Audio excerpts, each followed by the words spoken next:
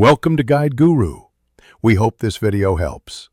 You'll start by powering down the phone and exposing the slot so you can work safely.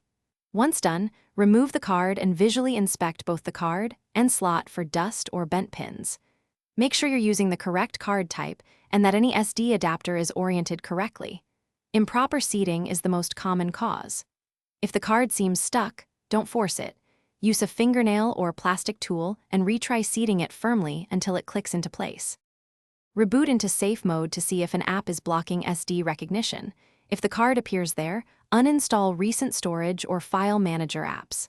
Next, go to Settings and open Storage to attempt mounting or formatting the card. Format only after backing up, since format erases data.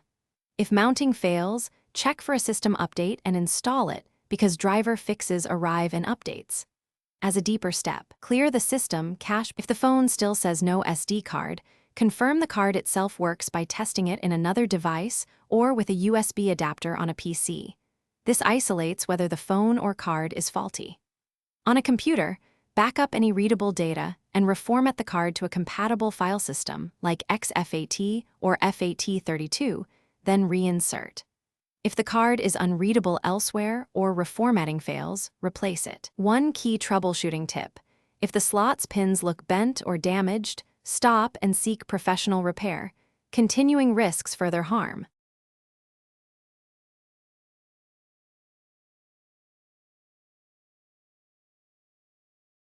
Thanks for watching. Consider subscribing if we helped you today.